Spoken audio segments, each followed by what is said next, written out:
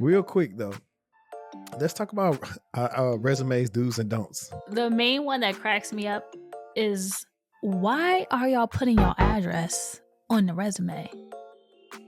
Why? I literally want to know. I had someone provide, and this is outside of resumes, but it's still with cover letters. She had a 5-page cover letter. What are you possibly talking about? I'm surprised you didn't touch on saying I on a resume. Oh my gosh. Yes. Please don't say I. Don't say I am a proficient, I am a dedicated, I am a hardworking. Take all them things off. You can prove that in the interview. You don't got to tell them about you hardworking, troubleshooting, collaboration skills. Or aspiring. Don't say aspiring. Right. Also, don't say seeking opportunities in your resume summary. That's not even a hot take no more, but we don't even use summaries anymore.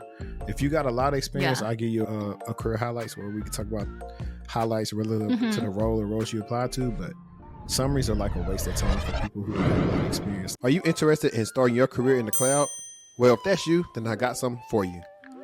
Level Up in Tech is a comprehensive 24-week program guaranteed to help you land a high-paying role in the cloud. Some of the skills that they teach you in Level Up in Tech are server config and troubleshooting, AWS, infrastructure as code, CI/CD, scripting, containerization, and more.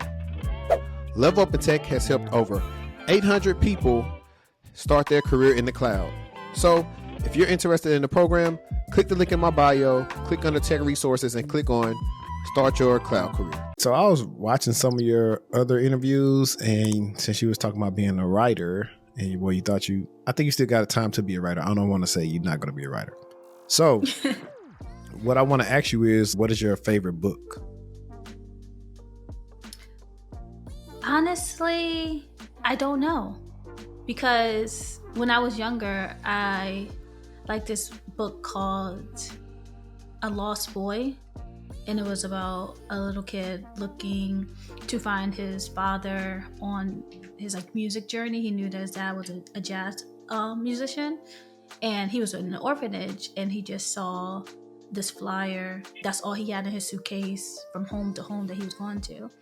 And it was very inspirational for such a young kid to have this one little piece of guidance to find his father. And eventually he did. He kept going to all the jazz festivals and music productions to look for his dad, and then he eventually found him. It took, of course, some years. He was 7, and he used to tell all his foster parents to make sure that he could still go see any music industry people playing. And then he wound up finding him around 15 years old. Okay, that sounds like an interesting book. I can't tell you what's my favorite book. I read so many as a child, and a couple of my adult life I'm busier, so now sometimes if I can't read them, I listen to audiobooks. I think in high school I started getting into the Black authors. So I used to read most of the books my mom had in there, with Eric Jerome Dickey, or Carl Weber's really my favorite. Carl Weber, Travis Hunter. I think that was my 3 favorite writers. I did read Midnight in high school. That book was this big. Really? Yeah, I read Midnight in high school. It was funny. It was it's crazy. I don't know if I was bringing it to school or not. My friend at the time, she said she was trying to get into it, but she couldn't. I was we got to just keep reading this. It's a slow burn for the book. But let me get some gunshots real quick. Now that I woke y'all up, welcome back to the Technical Talk Podcast. I'm your host, HD. It's episode 105. And yeah, man, I got a good guest for you guys today. Her name is Erika Thomas, aka the Resume Bae. I know you've probably seen her on LinkedIn or Instagram or some of the podcasts on YouTube. But today she came to rock with us, and we're going to talk about her journey and what made her start Resume Bae University. But without further ado, let's give her a round of applause real quick. Hello. Hey, Erika, how's it going today? Good. How are you, Henry? I'm good, even though it's actually Henri, but I'll let you slide the first time. Oh, I'm sorry. Oh, man. But so earlier you guys heard us, we were talking about books, and that's going to correlate into the questions I'm going to ask her, because anybody knows, most of the time you have writers and you have people that can also write resumes, and she just happens to be both. But Erika, how about you tell our listeners and our audience a little bit about yourself? Of course, I am Erika, aka Resume Bae, now known as Coach Bae. I, one, of course, am a mom, so that comes before any industry desire that I have. And outside of being a mom, I am a advocate for career growth. Have worked in several different industries in the past, so now being able to help people in redirection and rebranding, it definitely is a part of my passion and a part of my own journey to continue to see people, especially people of color, to get where they desire to be. Okay, great. Where are you from? I am from Philly, the 215, better known for cheesesteaks and pretzels and our famous water ice. Okay. You from like North Philly? What part of Philly you from? Yeah, I would say North Philly, like Fairmount area where the art museum is and the zoo, in between those two. Mm-hmm. I read somewhere that you was an extra in the Fat Albert movie when they was dancing in the mall. Is that true? No. No, I wish. That's when I think that movie came out before I was even born. No, it didn't. We are The Fat Albert? The original No, one? the movie, the one they did when we were younger, like we was like middle school, Oh. with Oh yeah, I was Kyla gonna say I Pratt definitely and was Keenan probably. and all them, Omarion, all them was in the movie. Oh yes, that one. Yeah, I probably had to be around like 10, 11, Yeah, maybe yeah, we when it was all came out. around the same age. I just do something to see if it's gonna stick. If you actually remember the movie or not. I just was watching it last night. It's one of my favorite movies, actually. Yeah, that's an oldie for sure. Yeah, it's almost 20 years old. Wow. It Yeah. made me feel like an That old would head. make sense. That would make sense, yeah, if I was around like 10. So yeah. What are some random things about yourself, like just random that no one probably would ever put together with you? I'm left-handed. I don't know how to swim. And I I've never tasted oysters. I know that's like the new wave, especially like in Atlanta and stuff. So if I had to think, those are like some three that people really wouldn't know. Speaking of Atlanta, you're actually going down there pretty soon. So are you going to be like the girl? Yes. Are you going to order like 40 oysters on a date? I'm nervous, honestly. I saw that video and I was like, damn, the way she was eating those definitely seemed appealing and interesting, but I don't She know. said I'll let appealing you and know. interesting. I'll let you know. Maybe I'll do a little trial. I'll start off with 5. I'm always down to try, so at least I'll try and let y'all know. Okay. Real quick, before we get into your early life. So, early career. Let's talk about after high school. Yeah. Did you go to college? Did you do a boot camp? What did you do? Honestly, I felt like I did any and everything. I applied for colleges, did the standard application process, and I got into some, but I didn't actually go forth with it. And I wound up taking a shortcut and doing medical assistant school back in like when Lincoln Tech was a thing.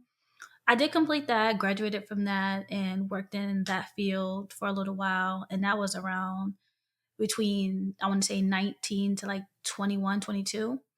Then decided to see what other jobs were out there and get into the more like call center corporate world. So I got my first big girl job at 23 when I moved to Baltimore and started working at Comcast.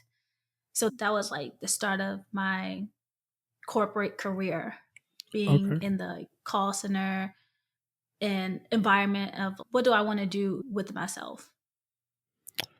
Cool. What were you doing at Comcast?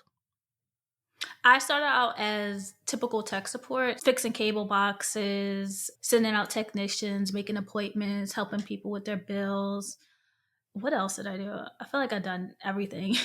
Did escalations. It really helped prepare me for like crazy situations like life, honestly, because I was such sheltered and not really knowing how to handle crazy tough situations. So working there, honestly, to be honest, my first day of training, like when we got to be on the phones and take our first calls, I got cursed out and I cried.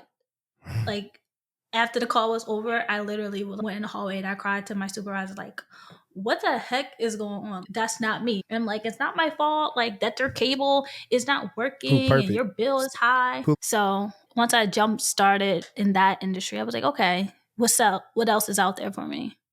Yeah, and actually, I want to let anybody know that does a role like that type of call support, call center work. This is the first thing you got to realize: the people are not necessarily mad at you. They mad at their bill or something is high and they don't know what's going on with it, or if something's not working. If you can keep that in the forefront, you'll probably be able to diffuse most situations. I ain't gonna say all, but most situations with Yes. customers. If not, escalate, send it to somebody else. Like, hey, I was just sending it. Look, I did what I could. They was still mad. You're gonna be mad. I ain't do it. Whatever you clicked on, that's what you paid for.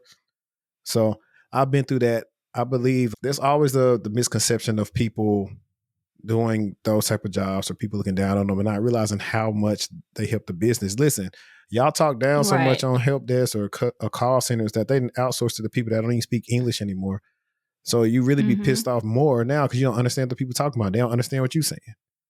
I hate that. And there also, when you ask for a supervisor, just know you're really not talking to a supervisor. You're just talking to one of our friends who's been there a little bit longer than us and know how to handle escalations. Because I was like only there for 6 months and they were like, Erika, I need you to take this escalation. Because at that point, 6 months in the call center, you're like a veteran. That's about because the turnover rate is so crazy. Yeah, that's so. facts. Yeah, we just actually had tidbit. We used to actually use like supervisors because it's like, hey, sometimes they got the authority to because they could look them up because we used to work for TS. That was one of the things that for sure. Us, there's definitely been actual supervisors to like overrides and stuff, but like little silly calls of I don't want to talk to you anymore. I want to talk to a supervisor. Yeah, it's just me.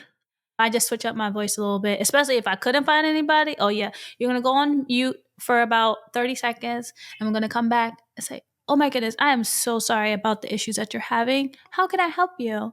Yes, I will absolutely talk with Erika and see how the next caller can be treated a little bit fairly if you felt like things were unfair for you. You really could do. I just thought about something you could do to boom your TikTok out. You can go live and do NPC call center stuff. Yes. I don't get the people that do it. I get some people that act like superheroes or they're saying stuff from a video game, but then you have people that are real deal, have their phone up doing NPC stuff as people are walking past them like in New York City and stuff. So what is wrong with y'all? And the Spider-Man kid. He's fine because he's copying stuff from a game, and I think I see some of his other content. He actually puts up other content, but some other people are like, they're saying stupid stuff. If you're saying something from a video game or a character, I get it. It ain't for me. I have better things to do in my day, but at the same time, they making money off TikTok. I'm not. Right. You know. But after you left Comcast, is that when you got into project management? Yes. So I started doing project management in the grand scheme of real estate. And that definitely helped me. I started out as like an admin personnel. And then I branched out when things were like moving fast paced and they realized that they needed to basically catch up with the times. Just like 2014 when Instagram started becoming a thing and hashtags were like everything, especially to generate more leads and followers and things like that.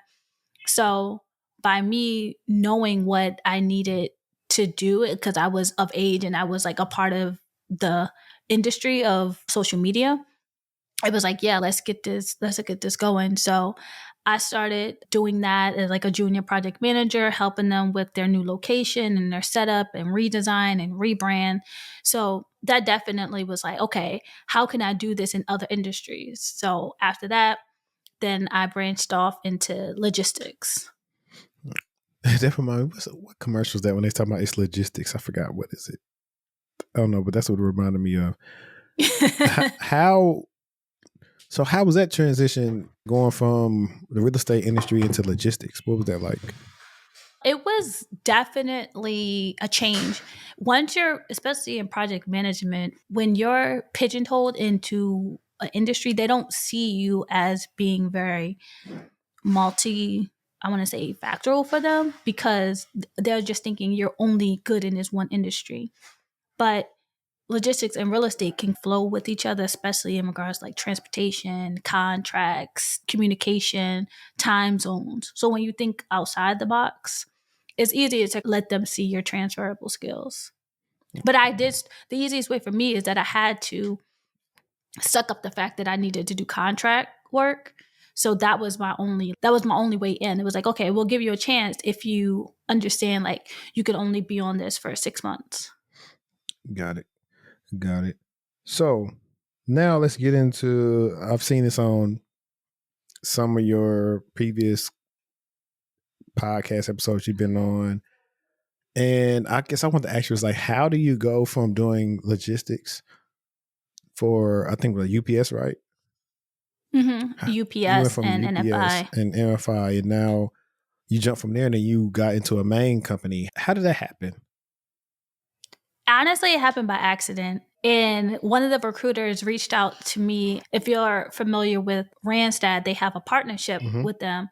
They're like a long-term contract, and they just happened to, like the recruiter that I was speaking with, I wound up not getting a different role because by the time she found me, somebody also had already basically accepted the offer. So she was like, give me a few days, I'll find something else for you, which she wound up finding that position.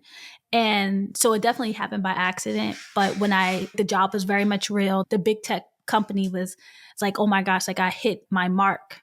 And honestly, on their side, to get in, it really wasn't that much of a strenuous process. It was making sure my interview skills and my communication was on point, because that's what they needed. They needed someone with good communication skills and being able to handle a lot of onboarding processes really fast. Yeah, and I briefly want to ask you, what is an onboarding specialist and what do they?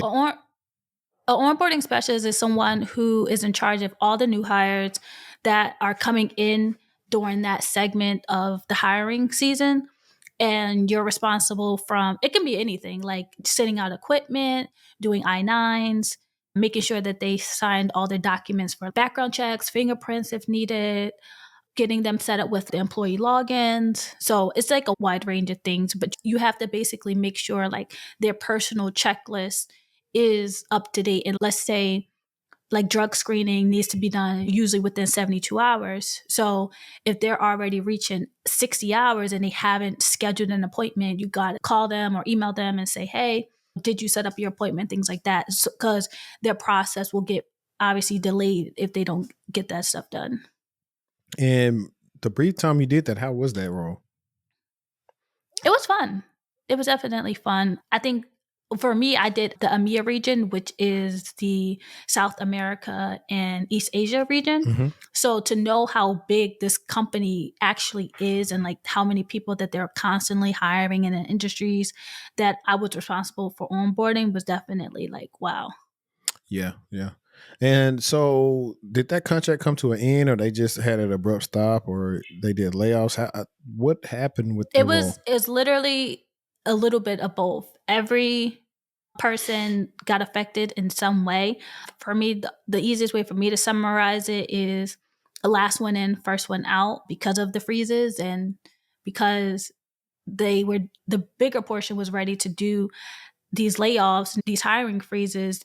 Who's there to onboard, basically. It was unfortunate, but I enjoyed my time that I did have with them, and I definitely would do it again. Okay. And so let's talk about briefly in between the time from the layoff and the company. How was that experience, and about how many months went by before you decided to do what you are doing now? Honestly, that was very heartbreaking, honestly, because the contract was supposed to be at least 2 years. To have it stop unexpectedly was like, okay, what am I going to do now? And like myself, anybody who knows me, I don't have a problem ever getting a job. So to me, I was like, I want to say like unhumbled, but I was just like, okay, whatever. Unfortunately, this happened, but I'll apply, I'll find a position, boom. And I had a lot of interviews and I was getting to second and third round. I don't know if because of that company that kind of made them scared to be like, okay, maybe she's going to leave us because she's reached her peak. But that wasn't going to be the case. Obviously, I didn't care who that what that company had. Obviously, I'm not with them anymore, so it doesn't matter. But I kept getting interview after interview, and then it was like no offer, and I was like, we're going into August, and that we're going from June now into August. But I will say, which helped the gap was once I announced on LinkedIn that I had taken on this role at the tech company, my LinkedIn blew up.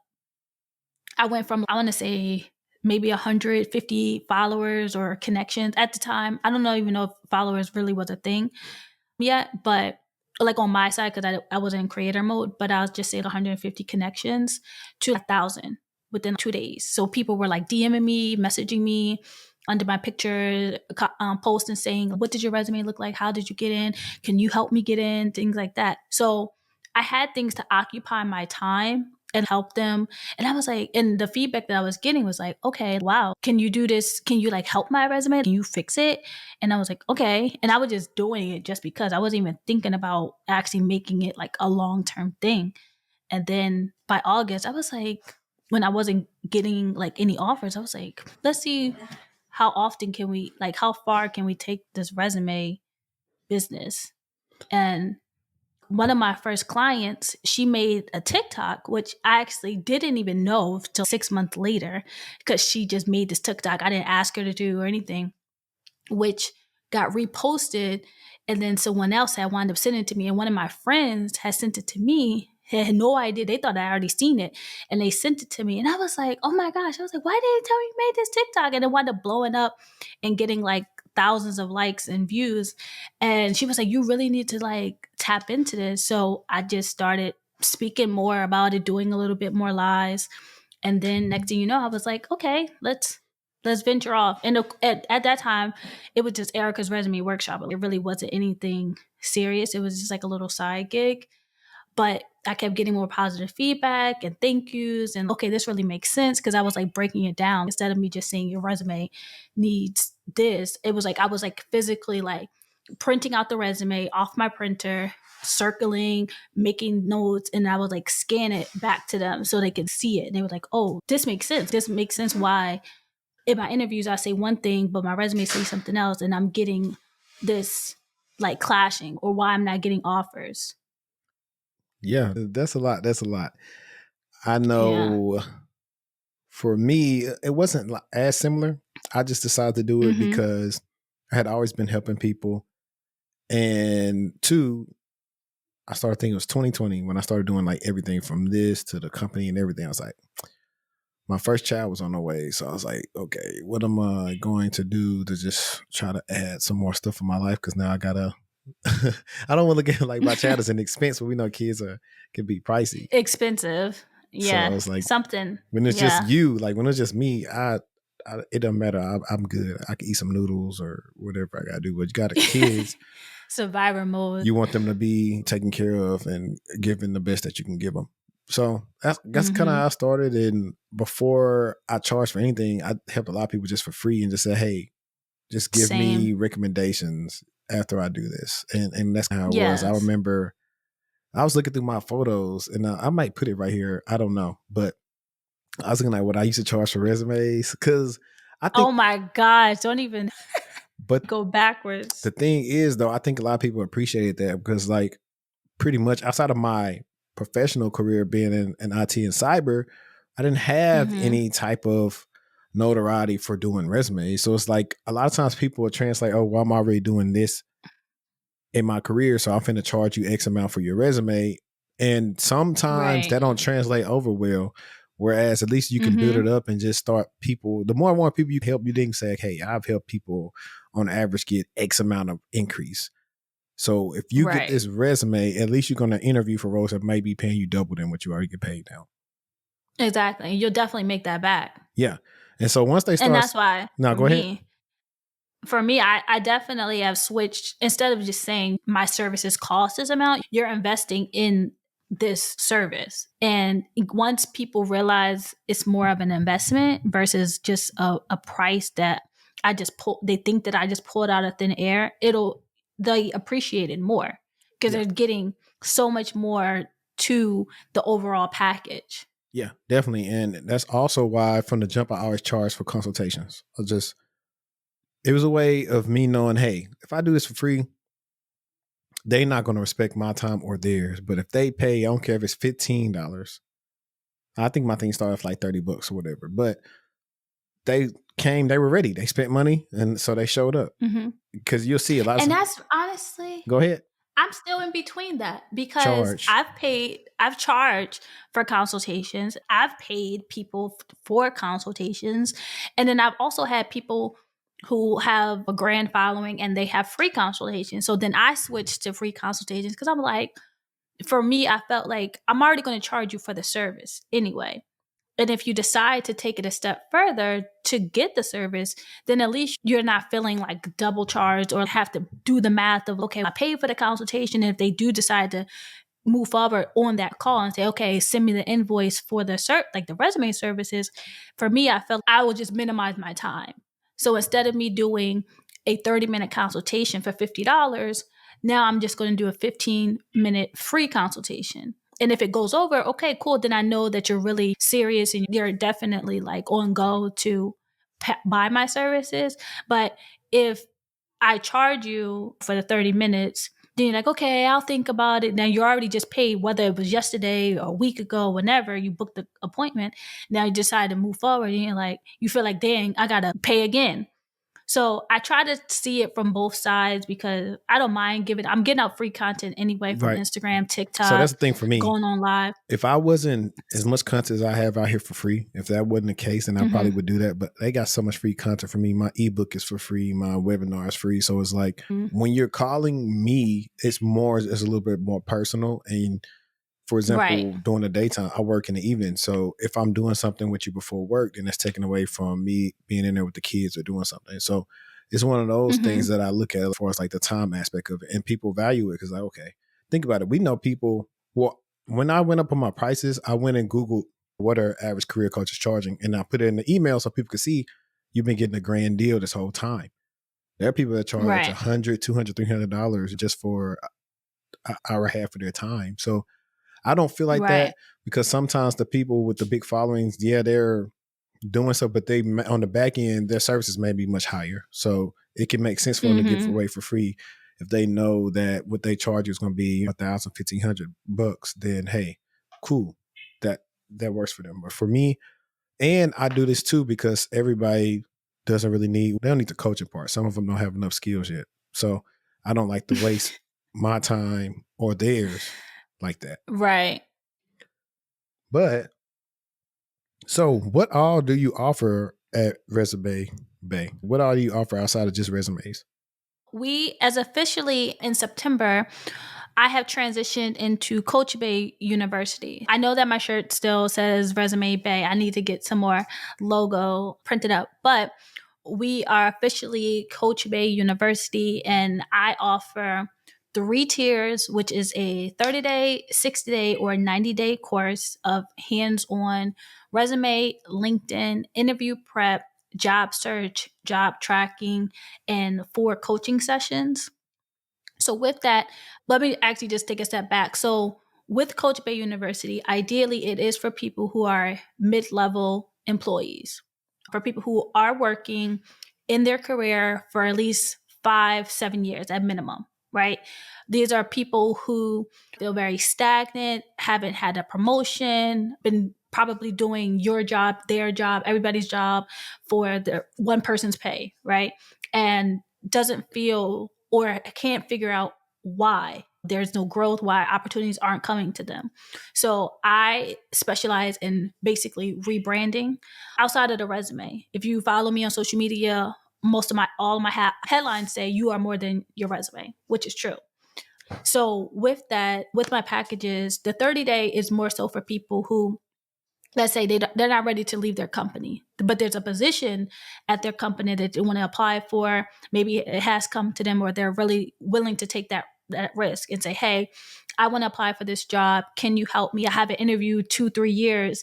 My resume, I don't even know where my resume is. So my job then is to basically rebrand them for what they are doing now, their skill set, help them with some interviewing prep, and get them in front of the hiring manager for that position at their current company, or at least a position that, let's say they know a friend and they'll say, hey girl, hey guy, apply for my job. I'll help get you in, but you just need a resume. You need to brush up on your interview skills. That's more that 30-day course, because you're not needing so much prepping because you're pretty much like halfway there.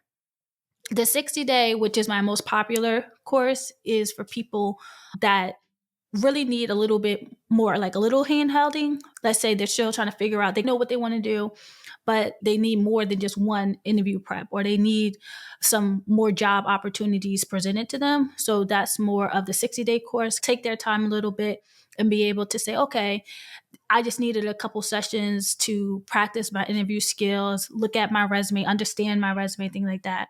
The 90-day course is for people who are doing a full transition. You're leaving one industry, jumping to the next, and you need to talk about transitional skills, upskill, whether you're currently still in a boot camp or finishing school, whatever, but you need more time to put everything together. That's like the complete package. So we do the interview prep, the resume from start to finish. We do your coaching calls. We do the job search. We do the job tracker, everything like that. So that's more of, Erika, I really need you to sit with me on a weekly basis, help me make sure that my transition makes sense.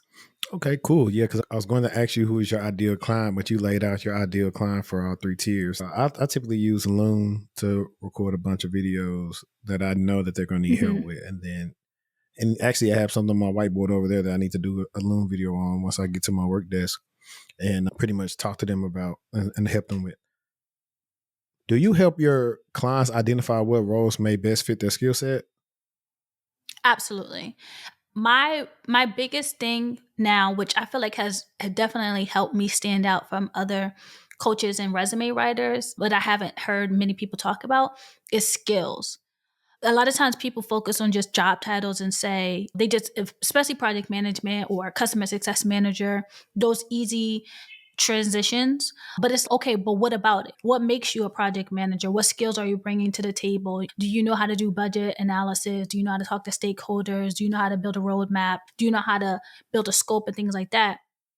So building off a skill set has definitely helped my clients land roles, at least get interviews. I feel like once you get an interview, my job is definitely done on my part, because the resume has gotten you to that part. It's your job to ace those interviews and get that offer. But for me, I feel like once they understand the skills that they have, everything else, it will make sense for them. That's what I do. I reel them back in on what they've been seeing online and say, hey, your skills fit best with this. Let's look this way first. Yeah, the job that you want could be like long term, but let's focus on what you can already do now, especially if you don't like what you're currently doing. And that's always been a good way for me to help them out, instead of just trying to, because I tell them all the time, if I want to, I can do your resume and do this. And okay, cool. You're still going to be like, I'm not getting interviewed. I'm like, I made your resume look as good as it could with what you gave me, but your skills at a foundational level do not match up with this. And if they don't match up, you're not going to get picked no matter how good the resume looks that I did for you. And so that's something people don't understand. I think the education behind it, and that's why it's unfortunate that resume writers get such a bad rep, because we get people who say, I've definitely had clients that say, oh, I haven't gotten any interviews. And I'm like, did you do the homework that I gave you? Once I started giving homework, because I know what needs to be done, but I wasn't really giving it to them. But once I started giving them homework, I tell you, every client will definitely say, yes, that makes sense. And now they're able to apply for roles and get an interview following up, because now they see why the resume is making sense. Yeah, I think like when people first get that first interview from the resume or hit ups, they're like, man, like I had a guy, I did his stuff. He's, yo, you updated it, like 3 people just reached out. Or one of my clients was, we were interviewing for roles. I think they're paying a minimum of 20 G's more to 30 and 40 G's more. And so it was like, once that started happening, I just had a client interview for a principal role, but he's not technically skill level. He's not supposed to be there. But the interview, the resume I did for him was good enough for him to get that interview.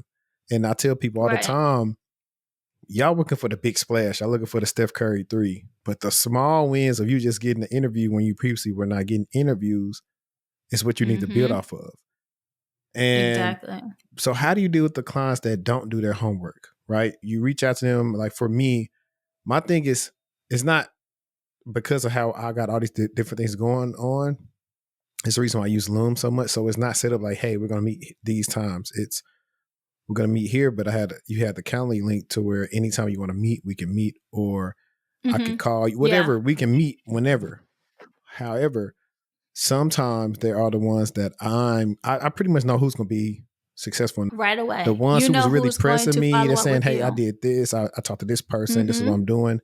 They're going to be all right. It may take them a short amount of time or a long time, but they're going to be eventually okay. The ones that I have to constantly follow up on and see what's going on with them. Ghost on you? There's some of the ones that have other stuff going on that tend to not be as successful in the beginning. Like I think I have a client right now.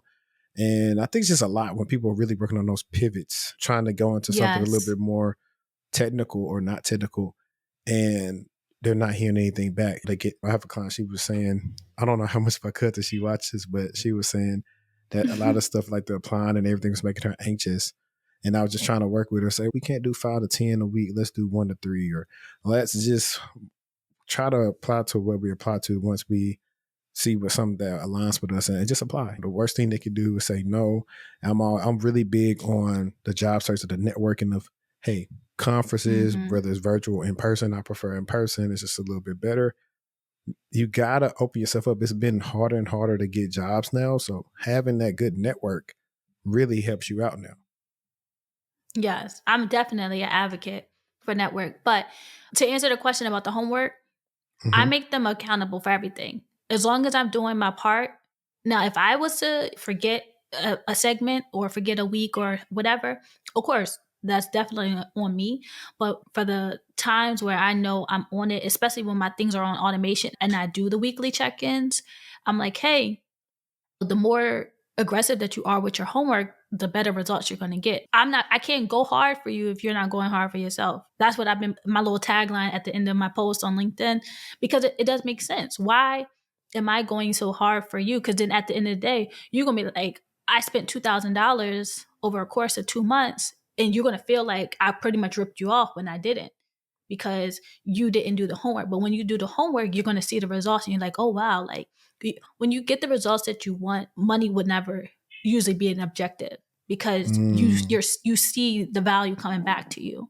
But when you don't do it, then that's when that bad rep comes around and you're feeling like it was a money grab instead of being really thoughtful and cared about. But people know. They know. And I even started doing like assessments too, like a real application process before you even join my program, because I really want to know like where your headspace is. I'm all for like mental health and advocacy around that, because I have anxiety all the time, but I also don't allow that to affect me so bad that I'm forgetting like about life in general. So I try to let them know, hey, how many, you get up to 10 coaching sessions with me within 2 weeks. So either 1 in the morning, 1 at night, like you have 10 opportunities to like 1 meet with in the me. morning or 1 in the morning?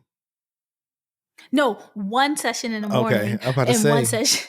I was like, oh you no, real flexible 1 with your session in the clients. morning and 1 session at night. And of course, even if you can't make both, but because in the morning, I like to give an itinerary to say, okay, this is like 8 a.m. Here's what I want you to do. Check it. You don't even have to like FaceTime me or video chat or whatever, but just check it with me by 8 o'clock to say, okay, I did do this homework. So if you're not showing any type of like consistency with that, then I know like it's going to be like a tug of war. So I let them know in the assessment, like how many coaching sessions or check-ins do you need and how many will you actually attend? So I provide 2 different questions of like, how many do you need? Because maybe I need to up the time that I spend with you, but also how many times are you going to actually attend these meetings? Because people are working crazy schedules, they got kids and things like that. So I get it. But you still know, like you said, the ones who really will put in the work. Exactly. So we touched on this already, but I'll ask you this, maybe you can answer it a different way. What have you learned about job seekers and people while running your company right now? That people pretty much are doing it the wrong way, and that's why they are stuck in this hamster wheel. Yeah, I would. And a lot of people, unfortunately, have unrealistic expectations. No shade, but a little shade, because if, like, for me, like, I didn't go from working at Comcast making $15.50 an hour to being a project manager making $62,000 a year. Those were things that happened in the middle to help build up my skill set. But people, they come to me, they work, I want to say a minimum wage job, they work a job under at least 50K or around 50K. And they're like, oh, I'm only applying for roles that's 80K, 100K. I want to jump in tech to make it 100K. It's okay. I hear you, but do you hear you? Because what are you bringing? Why are you worth this 100K? You have no certs, you have no degrees, you have no certifications that's allowing this. What are we doing here? So I would definitely say that is that hurdle, because they see these gurus and these brand marketing people that are now making 100K. They're like, I want to be like them. No, I want you to be like you and understand what you bring to the table. And if that opportunity presents itself, then okay. But let's take baby steps and be realistic, because 0 out of 10 do not recommend. Definitely. I know. It's just all you could do is just breathe in the mic. Yeah, because my clients watch enough of my content where I don't really get a lot of those. They know me. So a lot of them say, I seen you from shorts, LinkedIn.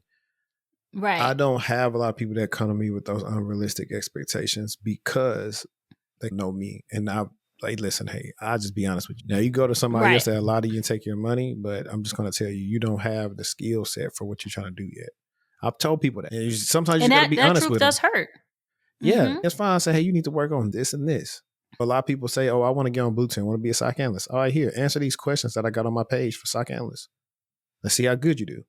And most of the time they don't do good because they don't know anything. And it's okay. Nobody started off knowing stuff. So that's why people need to just slow their roll. They're so busy looking at the people who made it. They don't know what they did to get there. All they see is the finished product. Most of the people that make obscene amounts of money from technical roles in tech put a lot of work in. It wasn't something they just looked into. I'm telling you that, to be honest. Now, some of the other roles that are a little bit non-technical, they have a higher ceiling, like a tech sales or a sales engineer. They work hard too, but there are only a certain there are only a certain amount of them that's actually like really up there making the bread, and they're putting in a lot of work. Yes, they're not bare minimum workers. So a lot of you guys think you're just going to get in there and just do the bare minimum and be like them because you saw them on YouTube or whatever. I'm like, I'm here to tell you, no, like you got to be really putting the work in. Like everybody, think about it. The only person that was close enough to Mike was Kobe, because Kobe put the work in. Right. Or you can either be Kobe or you can be James Harden. Mamba mentality. Right. You can be Kobe or you can be James Harden. That's what you could do. Real quick though, let's talk about resumes, do's and don'ts. And it's funny because had I prepared this how I wanted to, we actually would have had some John Doe resumes to go through and just talk about them right now. And that's something I think like me, you and Tiara can do one day on live. I think that'd be pretty fun. But what are some do's and don'ts that you've seen on resumes? The main one that cracks me up is, why are y'all putting your address on the resume? Right. Why? I literally want to know. I'll tell you why, because I made a post about that too on TikTok. Like, hey, take the address off the resume. We're not mailing them in no more. But you got to think about it. Even 10 years ago in college, they had us put addresses on there. Yeah. No. Stop with the addresses. And also, I had someone provide, and this is outside of resumes, but it's still like with cover letters. She had a 5-page cover letter. What are you possibly talking about? I'm so serious. Like, my DMs and my emails get flooded with. Boy, ain't no way, boy. 5-page cover letter. Boy, ain't no way. That's crazy. Yeah. Yes. That's crazy. Do's and don'ts. Do a resume. I'm surprised you didn't touch on this. What? Saying I on a resume. Oh my gosh. Yes. Please don't say I. Don't say I am a proficient I am a dedicated, I am a hardworking. Take all them No. things off. Take You can take prove that that in out. the interview. You don't got to tell them about you hardworking, troubleshooting, collaboration Yes. skills. Or aspiring. Don't say Right. aspiring. Also, don't say seeking opportunities in your resume summary. Actually, there's so many. I can go on. It's not even a hot take no more, but we don't even use summaries anymore. If you got a lot of experience, I give you a career objectives thing where career highlights where we can talk about highlights relative to the role or roles you apply to, but summaries are like a waste of time for people who don't have a lot of experience. Let's have more projects on there. Also, here's something I can tell you guys too. Some of you are trying to pivot and you decide to put some of the skills that you see on job applications in the technical skill portion, but none of the jobs that you did had those same skills in them. Yeah, you can't even speak to them. It's gonna be a no for me. You literally can't even speak to it. So stop putting just things that you hear on your resume, and then when I ask you, oh, how do you use Trello? How do you make a Trello board? You're like, oh, I just did that in class a little bit. I don't really know. No, this is why you're setting yourself up for failure. If you can't quiz your own self on your resume, then that's why your resume is not getting you anywhere. And they know. You think we know? The TA and the hiring managers, they know when your resume may be like so grand and you start speaking and trying to sound and catch yourself up and you're like, yeah, this is not a match. They can definitely tell. Yeah. Another one is, hey, stop listening to TikTok. Do not get the job description and throw it in all white on the resume. It's not going to help you. I promise you it's not. Trying to make it as, I'm going to put it in small font. It's going to work for ATS. No. A human is still going to look at your resume. Let's talk about ATS. A human is still going to deny you. I don't know what's up with this whole ATS. I don't know. It's as soon as when people say, yeah, this resume go through the ATS system, what do you think that means? Because that means you heard it from somebody else. When you start questioning me about the ATS system, what do you think it is? Because don't question my resumes. Don't do that. Yeah, no, it's not that. They just been told, oh, it's going to be ATS friendly. Listen, fam, the stuff on your resume don't align with the job. That's why it's not working. It ain't really got, the format could be as good as possible, but if what's on there is not speaking to the job, they saying no.